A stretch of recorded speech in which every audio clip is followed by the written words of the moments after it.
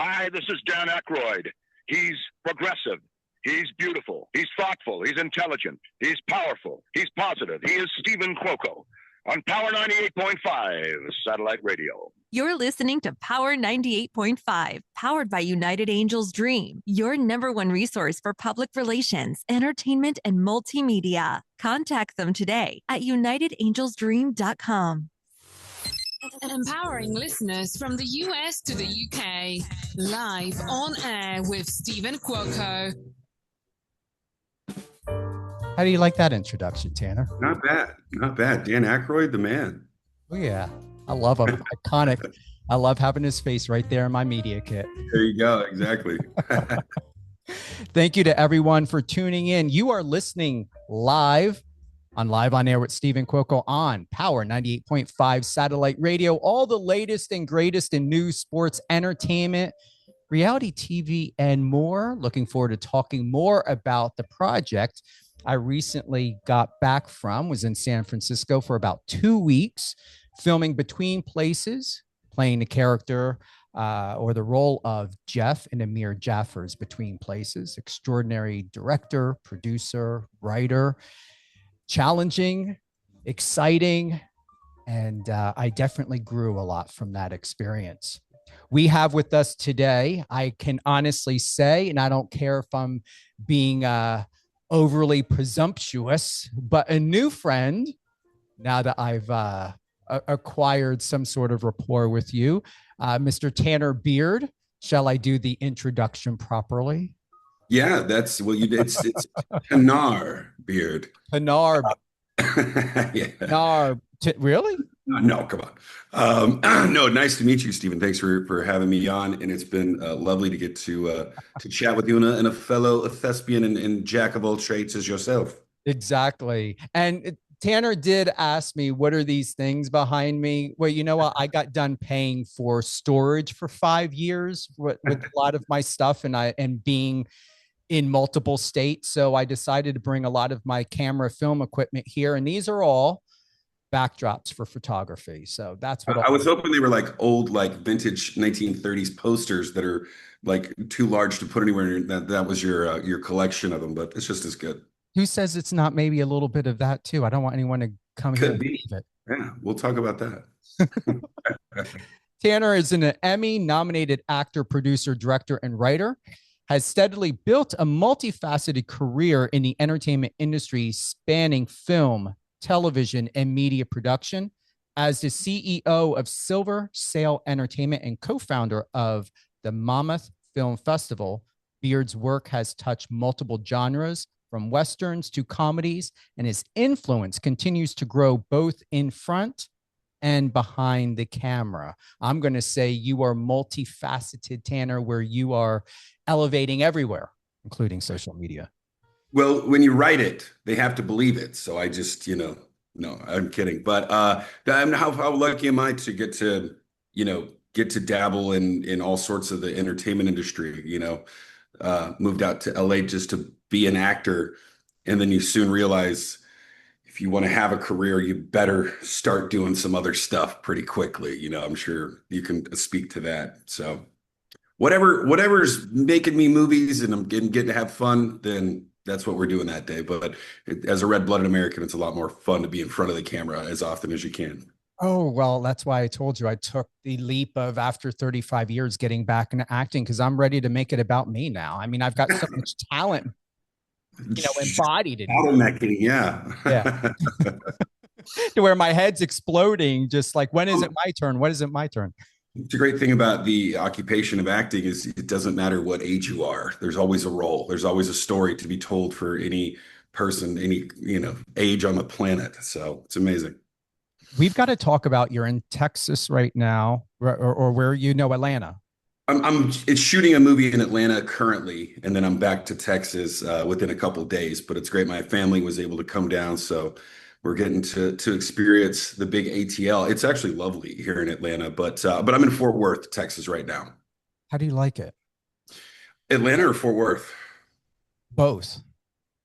Fort Worth is home now, for sure. I moved out of, I lived in Toluca Lake in Los Angeles. I'm sure you're very familiar, but I lived there for 23 years, man, and that was my life from 18 to now. Essentially, Rachel and I just moved out of our home in January. Officially, we had been living in Fort Worth off and on for about a year, but we're officially there now.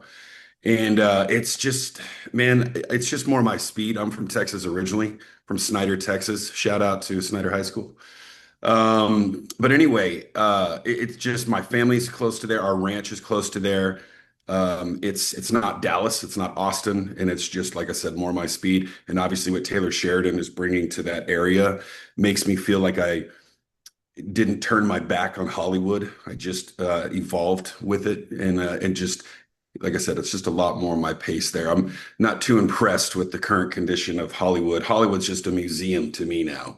Los Angeles is just a museum to me now, and lived there for 23 years. So I can definitely say that the current leadership there is almost like they want everybody to leave. So they're getting what they wanted. And look at it in Atlanta. Atlanta's beautiful, man. It's lovely here. So, I don't know. Times are changing. Golden nugget here for you. Fun fact: I graduated from Sprayberry High School in Marietta. Oh, no way. That's where we're shooting, is in Marietta. Marietta, yeah, Yeah, Cobb yeah. County. So I make the little commute when they call me in. So that's great. Yeah, lovely, lovely over there. It's crazy. I didn't realize how many like trees and just the beautiful vegetation here. But I'm sure we're gonna not bore the listeners with tree talk. So I'm sure they won't. They know how I roll by now. It's all about it's authenticity. all about the ferns and the willows. No, but even I'm standing on a high rise. This is what my friend Michael Milligan and I were just talking about the other day. I'm standing on a high rise in Midtown, and in 15 minutes, we were having a coffee at the Chattahoochee River, and it was just stunningly beautiful. And I'm like, wow, I can see the appeal, because this is my first time to be shooting in Atlanta on a picture, and so I really do get it. But I'm Texas pretty loyal, so I'm all about Fort Worth right now. That's what we're doing. I've even building a studio there. Silver Cell Studios opens up May 2nd, so excited about that. Really, all yours. Silver Cell Studios, man. Look, we're not like the size of a Costco or anything, but I noticed, just in the independent film community, and a lot of people do shoot in that area. You have to go to like Dallas or Austin or someplace else, or buy antiques for, your costume or your wardrobe department, your costumes, your props. And there's just nothing that really offered that in the Fort Worth area. And so Silver Cell Studios, as we were expanding, my production company there, I was just like, well, we have so many things. And so we've, the last 3 months have been working on building wardrobe department, props department, some standalone sets, some permanent sets, and some production rental equipment for those kind of indie filmmakers coming, trying to keep it in Fort Worth or DFW area. Nothing against Dallas too. I mean, they're so close together, like you don't even know where one stops and one starts. But specifically Fort Worth for me. So Congratulations, that's huge. thanks. You got to come by and check it out sometime, man. Yeah. It's called Give Me the Address. Yeah, yeah. We'll just we'll set No, up. I Hey, want to set come. it up. No, seriously, I want to come. I haven't been to Atlanta since I graduated. That was in 1992. Yeah. But from some of my friends, and I know Cynthia Bailey from the Real Housewives of Atlanta. It hasn't changed since 92. It has, but it Anna hasn't. hasn't. Yeah. Well, I wouldn't know, but I'm looking at the Turner movie building here, so I know some stuff's been going on. Can't wait to work with you. I don't care whether you believe it or not. I believe it because I'm telling you, you've got it going on. Listen, you're the next version of Steven Spielberg, but in your genre. Okay, I'll take that. I have been called worse, so appreciate that. Tanner Spielberg is what I'll change my name to. There you So. go. I don't mind that. I doubt anybody else does either. You want to dive right into what you're doing now, the project, before I get to some of these good questions I have for you? I do appreciate the time to speak, and I'm so proud about what we have coming up down the pipeline. So much of independent filmmaking is make it and then try to get it out for, as a 3-year period goes by. It just takes a long time, these movies. And we have a film called Blood Behind Us that, believe it or not, has been ongoing for 8 years.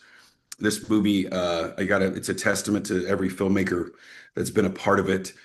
never leaving the project, because everything that was thrown at this movie was during this, 8-year period. It survived some actors that were originally attached, not being able to do the movie, passing away. Obviously we started shooting some of this during COVID, and then that stopped, and then we couldn't come back. And then the script had to evolve. And then the people that were playing, your young actor roles have now aged 3 years. And what do you do? And it just kept morphing into this thing. New talent came on. It was Michael Madsen's final film. I know everybody's kind of claiming that they have Michael Madsen's final film, but we were there with his family. We were there with him. We were there very close to his final days. And he loved this movie so much because he plays such a great character. And it's not a cameo. It's not like he was like there for 2 days. He filmed with us for 3 weeks and just was really into the movie. It's a shame he didn't get to see the final product, but we're so grateful and saddened to have his last performance. But for that, we cherish it. Jamie King, another person from that kind of Robert Rodriguez, Quentin Tarantino world, along with Michael in this film.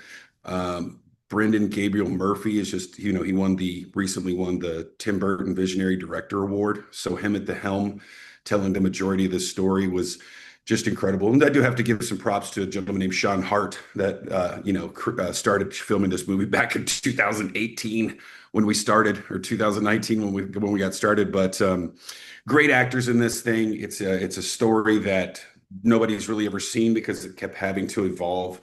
I get lucky enough to star in this picture, not necessarily because I was even my own first choice, but somebody had to kind of ride this wave for 8 years and keeping a centralized character. So I hope that, I kind of brought something to the table there for an audience to enjoy. But it's just such a testament, more so than it is about, hey, we made a movie, to not giving up on a picture in the independent film world and never letting your work, kind of fall off to the wayside. Because how many movies have we all done where it's like, yeah, I did that movie and it never came out. Nobody ever got to see it. And it's like, I know we all do it because we love it, but also we do it for a little bit of this too, So this picture is one just that I could talk about for days and days, and I'll try not to on your show because I know we have a time limit. But we do have another movie that Silver Cell Entertainment, my production company, just produced, and it's a lot of the same people came on board of this one too. We're starting to really build a family, but it's called 1 in a Million, based on a true story, a lot different genre than Blood Behind Us. So that's what's kind of cool, is it's two juxtapositions. This one's about a real story about a family who just really struggled with their kid's ailment and what not only he had to go through, but what the entire family did to deal with him being in the hospital for over 200 something days, and what that can do to anybody, and the doctors, what they had to do. It's just this incredible true story where divine intervention truly played a hand in this story. And for that, it's I really think it's going to register with any audience in the world, because it's, you can't beat a real story, but it's definitely one worth seeing. Stars Ashley Greene, Corey from the Twilight Pictures, is, she's done a billion movies. I think she still gets recognized from that the most. But and then and my cousin, actually, Russell Quinn. He's a phenomenal actor. We've done like 15 something movies together, but he stars and is playing his best friend in the movie, who the story's about, the Cassis family. So just again, so much to talk about, but just wanted to get those movies out there. April 26th at the Dallas International Film Festival. Those movies are going to be playing, and we just invite everybody to the Texas Theater out that weekend. It's kind of cool. We get kind of a double back-to-back movie block. Never in my career. It's been like, I can't believe we have 2 movies world premiering on the same day at the same film festival. How lucky are we? So anyway, there's 2 hours of me talking. I appreciate it. Chinese theater, film festivals, anything, where are they going? So that's the good point. That's the hard part about the independent film world, right? You got to get out there. You got to plug your movie. You got to come and talk to great people like you about them. Hopefully that your audience and the people you reach can help us, because that's what we're here to do. Is help each other in this hard community that we all love so much. But I will say Blood Behind Us is heading to the Cannes Marketplace. I know that we have a screening there, which is huge for any movie, just to be going and to be associated with Cannes in any regards. So we're very excited about that. It's already kind of gotten some buzz during the Berlin Film Festival with, some of our early trailers for it, but just to get to people to see it, that's everything, right? It's not the engagement is not with your poster and your trailer. It's come watch the movie, sit down, relax, watch the movie. And we're so lucky to get to do that at Cannes. And then Blood Behind, excuse me, so that's Blood Behind Us. 1 Million is so brand new. We're literally just finishing it in post a couple of days before we actually screen it in Dallas. So I'm sure I'm going to be sitting there like watching it like, uh-oh, we have to go back and fix that. But it's an amazing team behind it. So shout out to all the producers at Silver Cell for making this happen so quickly. Never in my life have we finished a movie and had it out so fast. So incredible team. Thanks everybody at Camp Lucky and everywhere else. But yeah, a lot of fun, man. There's a lot of stuff coming up. One of the things I encourage you to do, which I suggest, Tanner, is I'm a juror for Brave Maker Film Festival out of San Francisco. Oh, cool. Tony owns that. If you want to reach out to them or looking at maybe putting an email or something together to get that in there would be huge. They've got a good lineup this year. Yeah, awesome. Thank you. I'll follow up with you about that. Absolutely. Thank you for that. Absolutely. You ready for some? Did you feel that you got everything in? I mean, yeah, thank you for that. Thank you for the soapbox. I appreciate it. So, yeah, April 26th in Dallas, everybody. Just to remind everyone who's tuning in live on Air with Stephen Cuoco on Power 98.5 Satellite Radio, we have Tanner Beard. He's a writer, director, actor, producer, talking about his latest projects and more.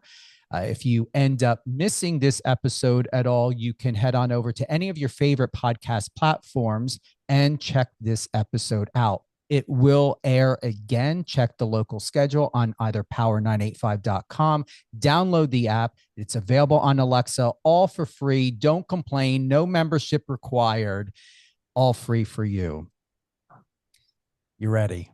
Like a pro, done so well. Yeah, let's do it. When you look at your career from the outside, what's the one chapter people completely misunderstand? And what's the truth you wish they knew about the moment? Wow. Well, man, that's such an amazingly layered question. Nobody cares about the early stuff, I guess. You know what I mean? It's all about the now. But who are you to not know your footprints behind you? And hopefully you left some good tracks in the sand. I would say, I don't know if I can answer that question properly. It's just too complex, really. But there was a time when I was just kind of first starting out, my own production company, there was a writer's strike. And I was like, man, I'm a young, non-working actor in Hollywood, and it's 2008, and I've only been out here a couple of years. And I don't know how to survive in this industry, because if you aren't working, you really aren't working now. And the people who have been are struggling too. So I was like, the only thing I know to do is just create my own production company. Hell, I've been making my own movies in my backyard since I was 16 anyway. Like, what's the difference? You know what I mean? And we created this web series called Valley Peaks that just kind of started off as a joke. I was like, hey, why don't we make like a Mexican soap opera, but in English? This is hilarious. It's very like tongue in cheek and just ridiculous, but we were young kids and having fun. We used everything we had, our own furniture and set pieces and stuff, or just our apartments we were living in.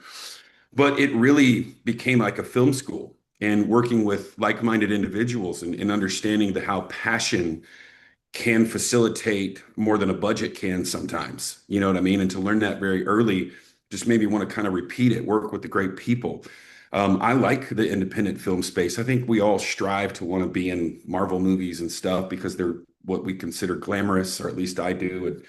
And I think that has changed for me in the past. So to kind of answer your question, I think it was just this moment in time from 2008 to 18 where I just kind of learned what I wanted my place to be so lucky enough to be in this industry, as opposed to what I felt I was either owed or striving to perform to be.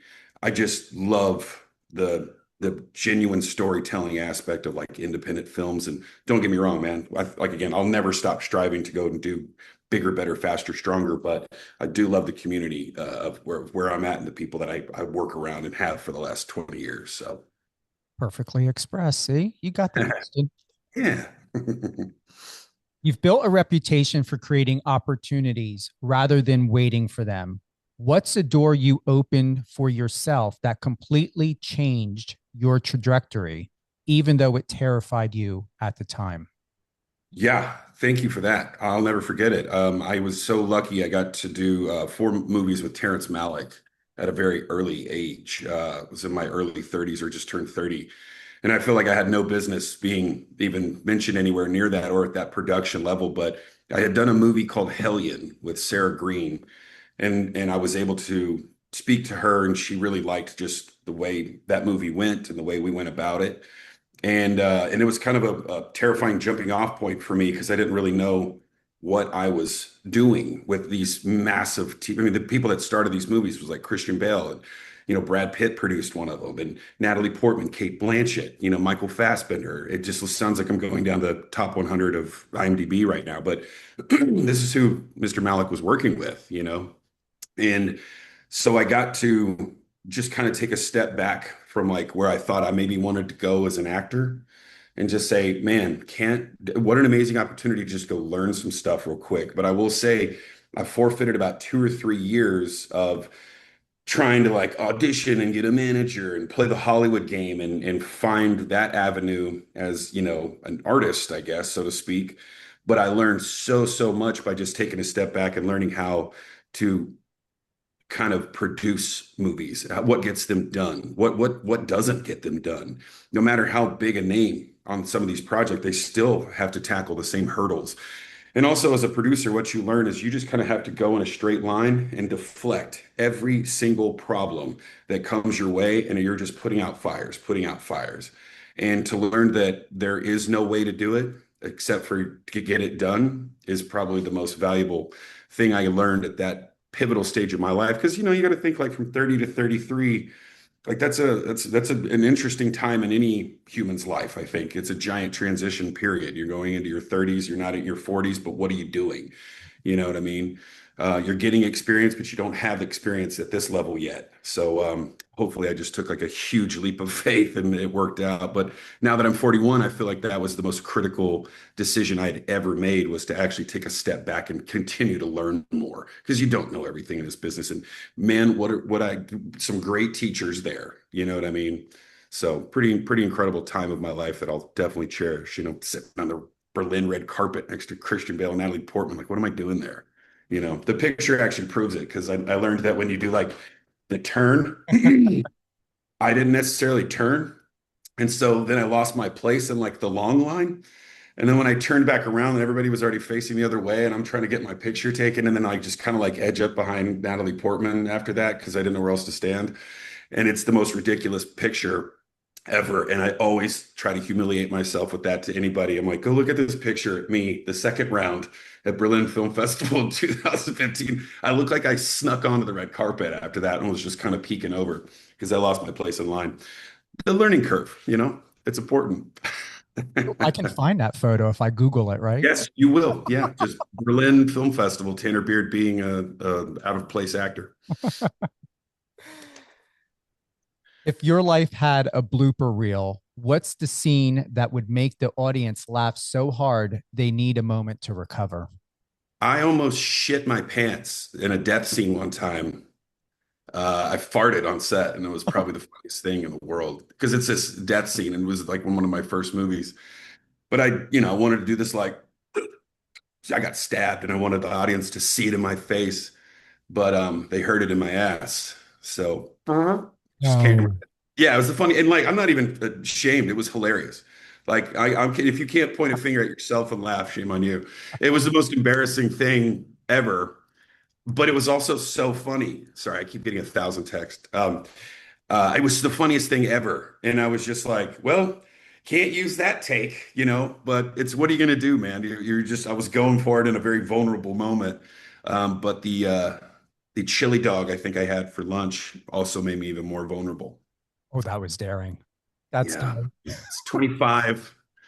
And again, sometimes it's 2 step forwards and 1 fart back. So that's awesome, though. I don't know why I have to say it, but it is awesome. Like how Oh, I many could have people told a would much more unhumiliating story. I'm sure I have many, but that one came to mind first. So That's perfect. you're welcome, listeners. As both an actor and director, what's a creative instinct you've used to second guess that you now treat as non-negotiable?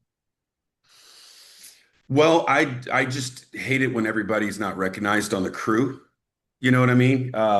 Growing up, having to make movies like in your backyard, you learn that every single role is important.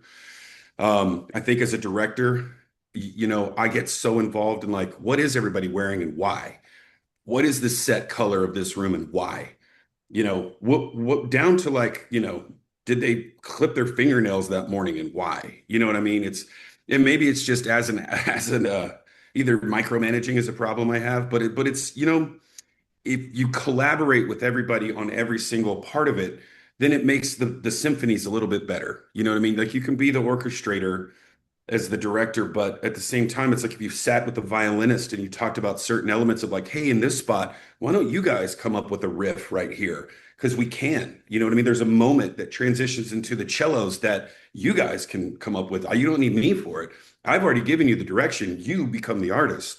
And I feel like if you can do that with every department head on set, it is a bigger collaboration. Or it's okay when somebody comes up and he's like, hey, what if he wore, a purple shirt here? Because he just came from this or something. And I'm like, that's awesome. It's like, and I get credit for it as the director, which is great. No, I'm kidding. But you go and you collaborate with everybody. So it's never a dictatorship, but there is direction. And then everybody can come and play. And then it just becomes like a nice Led Zeppelin-esque band where everybody gets their moments and everybody can shine because everybody's so good at what they do. But it's talking and knowing what you want too. So coming in strong with direction is so important to me. And then playing with your actors and then and making sure that you get the best actors on the planet. I love to work with my friends, not because they were my friends, because my friends are so talented, and then it's like, well, I know you can play this role. And a lot of times it might be a smaller role that elevates the whole movie because they came and played it. You know what I mean? So anyway, kind of long-winded answer to your question, but If you had to direct a film using only household items as props, what genre would you choose and which items become the unexpected star?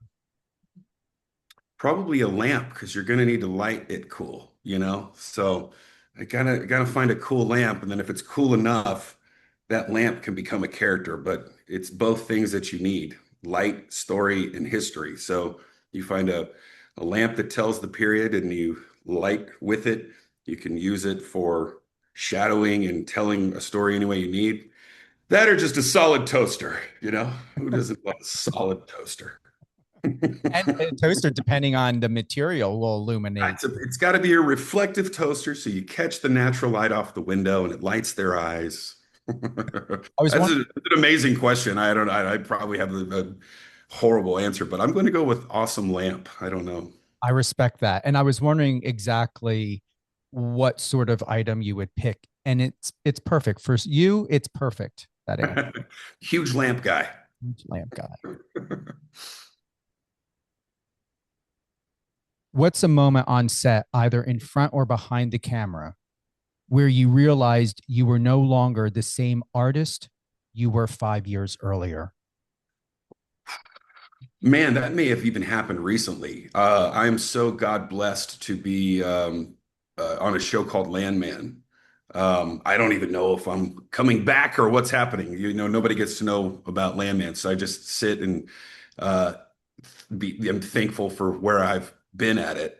But sitting there talking to Billy Bob Thornton before I actually shot, he was so incredibly kind and giving that day that we actually sat, me, him, and Jacob Laughlin, who plays his son on the show. We sat outside of his trailer that day and just shot the shit, man. And he was so kind and cool.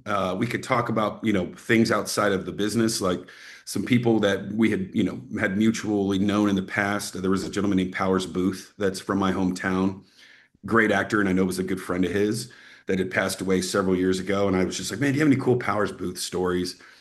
And and then was telling about him, Powers and Sam Elliott all knew each other. And my favorite movie is Tombstone.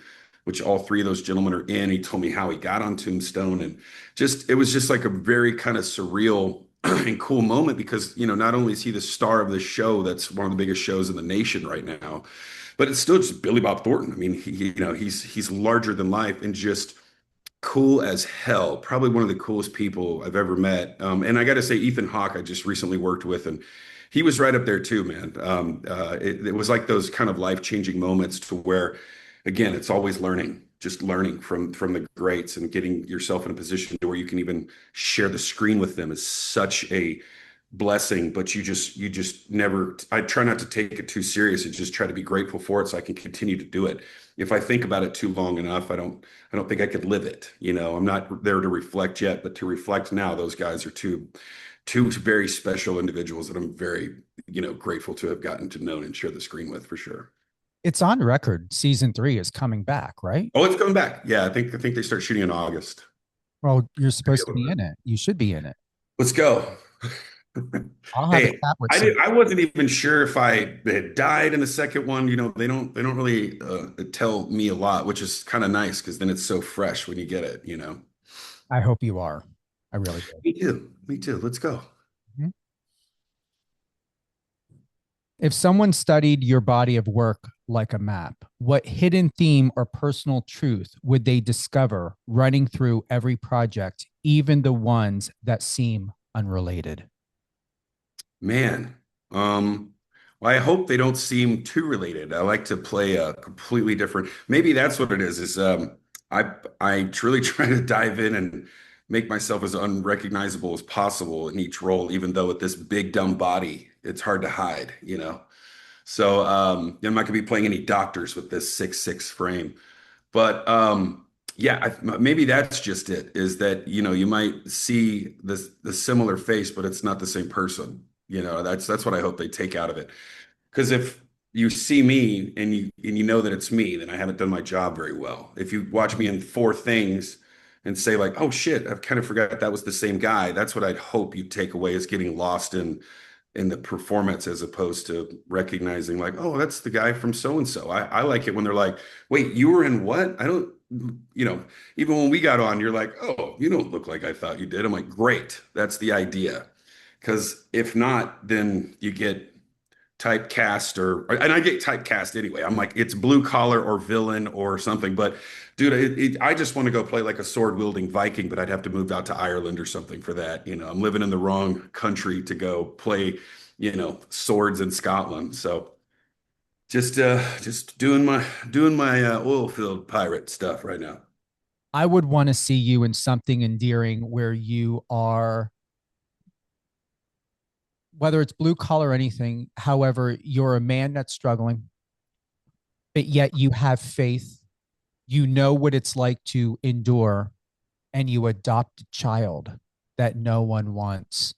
And in that story, in that reality, you both find your complexities are actually your salvation in each other, where you both heal and grow from. Yeah, that's a beautiful story. Yeah.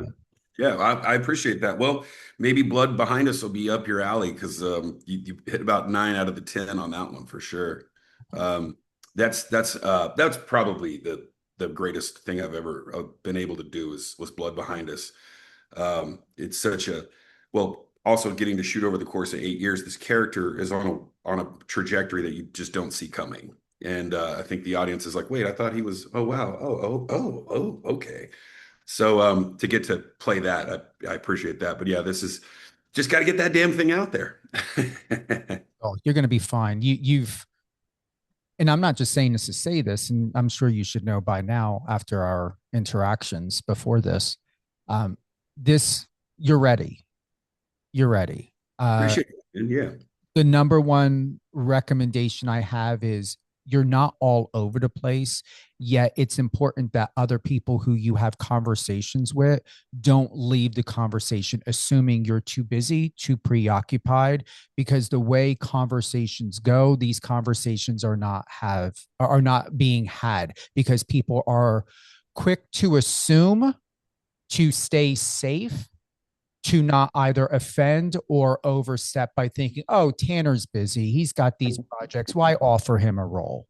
Why invite him? So make it very, very clear whether you are interesting to what I think is so funny. Obviously, having a production company, it's so interesting you said this. I just had a conversation about this the other day. It's so funny once you get into this business, and it is a movie business. You know what I mean? We love the art, we know that, but it is a movie business, and it's so funny to me because I am an actor as well. You have to kind of play both sides of the coin, and I understand that we're stocks just like anything else when it comes to the business side of it. But I love it when you get on a phone call or a Zoom with a bunch of people, and everybody kind of starts throwing out names for this project. And everybody becomes the leading expert on other people's lives based off of how they know them through either social media or seeing them in movies. Let's just say like Kevin Bacon or something. Like, oh, Kevin Bacon's not doing anything right now. We should make an offer to him. And I'm like, how do you know what Kevin Bacon's doing right now? You know what I mean? Or like, oh, he was so good in this horror film. I think he would like this. It's like, how do you know? I love, and maybe that's the fun aspect of it, of having, these people be items instead of, like, well, what if his dog is sick and he's dealing with that and that's why he's not reading your script. You know what I mean?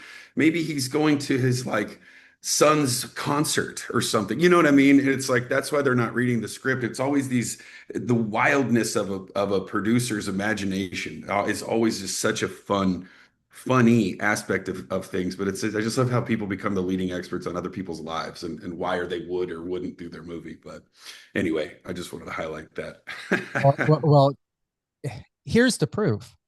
I could have assumed your schedule and your availability, or maybe lack of. This interview wouldn't have happened if I went on an assumption.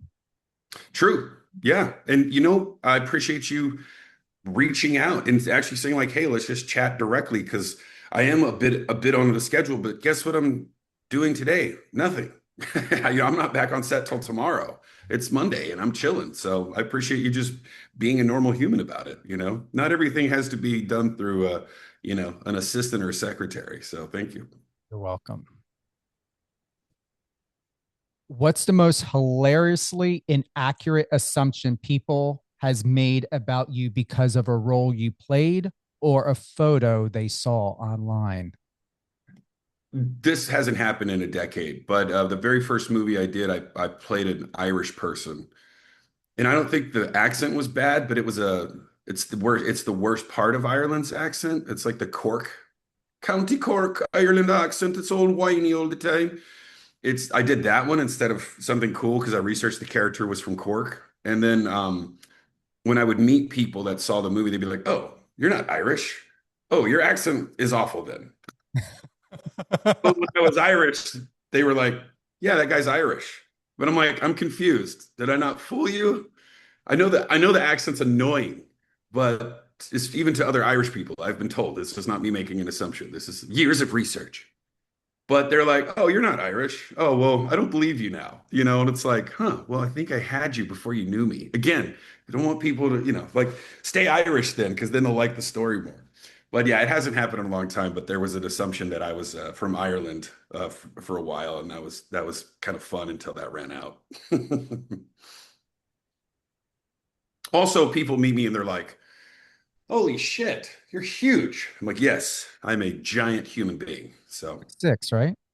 So I tell everybody the cat's out of the bag now. I tell everybody I'm 6'4" so I can work. Because even if I was shooting, I'd be like, oh man, this guy's 6'6". He's gonna be hard to film. But yeah, I just slump over a little bit more than I should. But yeah, I'm 6'6", dude. I'm a big dude.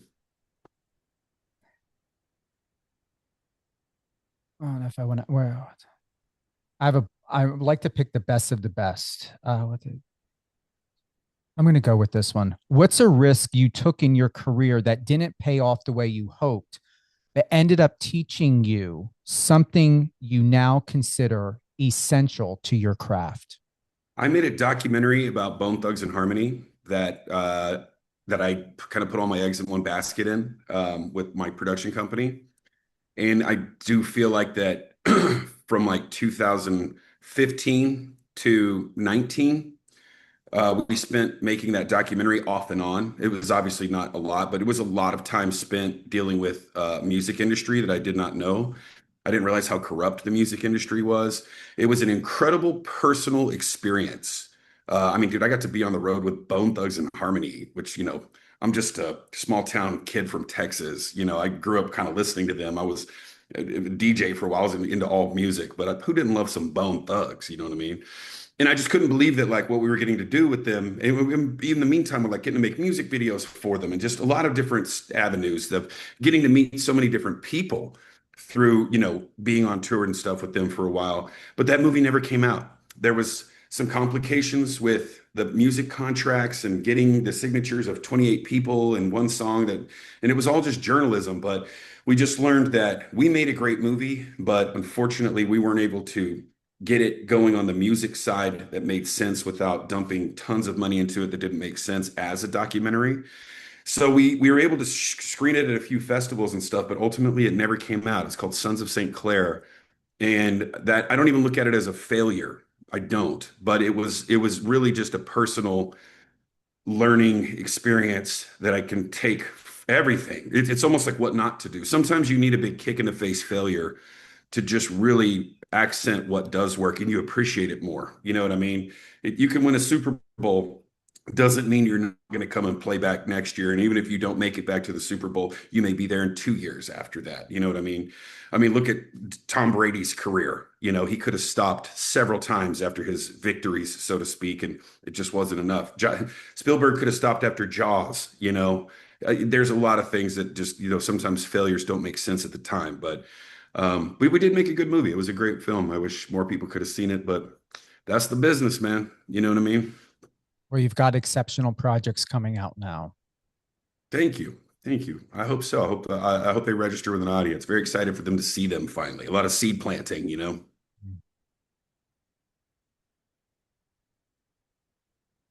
I like this one. You've collaborated with a wide range of storytellers. What's a piece of direction or advice that permanently rewired the way you approach performance or filmmaking? Well, I did get the luxury of not necessarily being on set every day with, Mr. Terrence Malick, but so I used to study him in film school, and then, cut to like 10 years later, I got the opportunity to be a part of his projects. And I think he is just such the Albert Einstein of filmmaking, that shaped me as to learning about the beauty of film. And also the DP was, Emmanuel Lubezki, who won like 3 Academy Awards in a row. So those two as instructors, to be a fly on the wall and just observe and see what kind of beauty they made. Not necessarily these movies won Academy Awards or anything like that, or they registered with every audience member on the planet, but they were just something that was so different from what I grew up even watching. I'm more of like an Indiana Jones and Gladiator type of person. I mean? Like that's my influence. Braveheart, my influence. But seeing these more like art house pictures just really kind of broadened my spectrum of how you can enjoy a variety of movies. This movie's jazz and then this movie's heavy metal. It doesn't mean you can't like both and listen to both. You know what I mean? So yeah, getting to work for Terrence Malick or, just being associated with him was probably the greatest thing ever. But I've always been a Tim Burton fan as well. And I was very fortunate enough at the Burbank Film Festival to win the Tim Burton Award, the Tim Burton Visionary Award, with him in the room and, him being there for the trophy presentation. That was probably the coolest thing that's ever happened to me personally. But on the teaching side, Terrence Malick, just Terrence Malick and Tim Burton, dude, just some small names. I think those guys, if they stick with it, they're going to be just fine. If you could preserve one emotion, one energy, or one internal state from your creative process and bottle it for the days you feel stuck, what would it be? Always remembering that you get to be there. You don't have to be there. You get to be there. And there's been several times where I actually heard a gentleman say this. We were shooting this TV show called The Lowdown recently, and they had some extras that you can kind of hear. And they're like, they come up to you and, I try to be approachable and everything else, even though I try to stay in the moment, but I'm next to some of these background talents. And he's like, "Hey man, are you SAG?" And I'm like, yeah, I'm SAG. He's like, how do you get in SAG? You know? And I'm just like, oh, well, where do I begin? I actually don't know because I got in 2006. I don't even know what the rules are anymore. But you see that these people are inquisitive. And I heard him say such an interesting thing. He was like, two actors, Ethan Hawke and another gentleman, were going back and they're doing coverage. And so obviously they're having to do the same scene over and over and over and over. And then you're just, now the camera's facing this way and you're in the back. So you just keep doing it over and over with them, even though you don't have lines in this one. So this guy came up and he's like, hey man, do you think they get tired of that? And I'm like, no, because they get to do that. They don't have to do that. They get to do it over and over. They get to add little something new every time. And this isn't a play where you've gotten to do it 100 times before that curtain goes up. This is like you get to do it twice in your trailer, and the first time you're even interacting with that person is probably that moment. You might get in one line reading during your rehearsal with them before they're calling action. You're required to be a pro immediately with really no rehearsal time or very little. And some actors just feel like they don't want to go bother the other actor. You don't have time to know their process. Do you want to run lines? Do you want me to fuck off? Do you want me to, what do you want to do? You don't get that. You just have to go. And I'm like, they get to do that. So that's my soapbox on that. If you could cast yourself opposite any fictional character from any universe, cartoons included, who's your co-star and what chaos do the two of you cause together? God, what are me and Wile E. Coyote gonna do? Yeah. What are me and Wiley gonna come up with? Yeah, I'm gonna just choose Wile E. Coyote. He's my favorite. I love him. He Do just people never even gives up, bro. He just never gives up. like I Yeah, asked? brilliant ideas. He could order food. He could order food because he orders so many gadgets, and he just decides, no, I'm a hunter. I request a hunting as my passion. I'm a hunting enthusiast. Do you even think people know who Wile E. Coyote is? I'm impressed you know who Wile E. Coyote Oh is. yeah, yeah. Gareth West, shout out to him. He's bringing back the movie that Warner Brothers shelved a long time ago. Wile E. Coyote versus Acme. It's a fantastic film from what I've heard. I haven't seen it, but yeah, a good friend of mine I think bought the rights to like Looney Tunes, and he's just bringing it back. And I'm like, you're amazing. You're courageous. Oh man, I love that. Yeah, look up Gareth West, Ketchup Entertainment. He's doing great things. What is it, Gareth? Gareth West, Ketchup Entertainment. He's a bad mamma jamma. Great guy. Pardon me. What's a dream project you haven't spoken about publicly because it feels too personal, too ambitious, or too sacred to risk being misunderstood? I bought the rights to this book about Henry Starr, who robbed more banks than any man in America. And it is this incredible story that essentially starts as a Western and ends as like a 1920s mafia movie. He robbed more banks than any man in America. He made a movie about his life. He wrote a bestseller when he was in prison. First guy to ever use like a getaway car in a robbery. First guy to ever use a machine gun in a robbery. So many first, but also just has an incredible story. The Starr family was criminals. Belle Starr was his aunt. Just his whole family was like criminals, but he was not. But he was pegged to be one. So he's like, well, if I'm going to be a criminal, I'm going to be the best one there is, and literally rob more banks than anyone. Only person ever successfully robbed two banks at the same time during that time. His story is incredible, but I have a lot of American Indian heritage in my family. I don't know like what percentage I am or anything like that, but my mom's from Oklahoma. I know I'm Cherokee, Choctaw, and like Caddo Indian on my dad's side. And this guy was also half Native American, half white. And so they kind of pegged him as this person that, that he was already kind of, branded through life. And he just has this incredible story. And I've been working on trying to put this huge kind of, I don't know, I don't think it would go more than 8 episodes, but it's a one-off miniseries. And I've been working on it for several years. It hasn't been, it's not about getting this movie done. It's about getting it done right. And look, anybody can go make the Henry Starr film. You can make it off of a magazine article, but the book that I do have the rights to tells some really intricate stories by I think the author's name was Crowley. It's been so long, I need to go back and look. But I've had this movie. This is going to be that one that eventually, when it gets made, probably to a TV show, that'll be the one where it's like, I sat on this thing for 20 years. You know what I mean? So still hoping for that one, but I also have a cool werewolf movie that we'll talk about some other time. But Henry Starr would definitely be the one that's the dream project. Tanner, I appreciate this. Thank you for being with us today on Power 98.5 Satellite Radio. Yeah, thank you, man. Love talking movies. Appreciate it. Any closing thoughts? Anything you want to retouch on before we close out the live?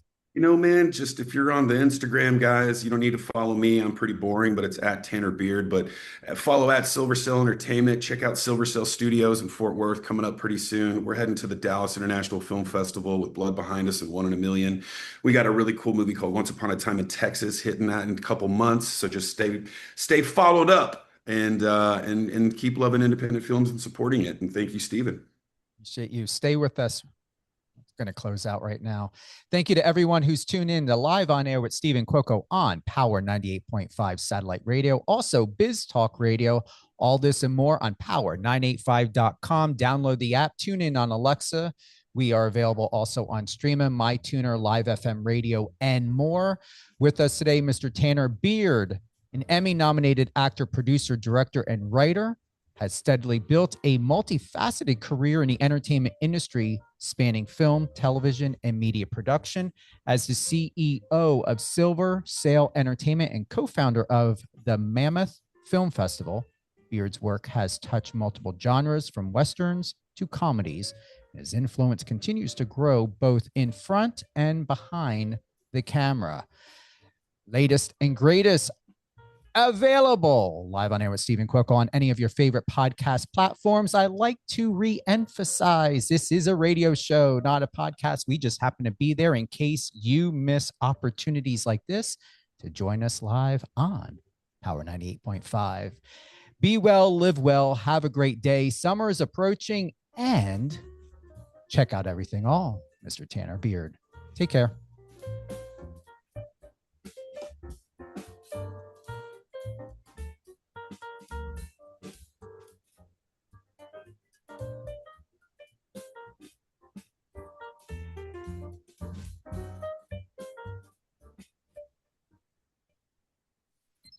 Empowering listeners from the US to the UK.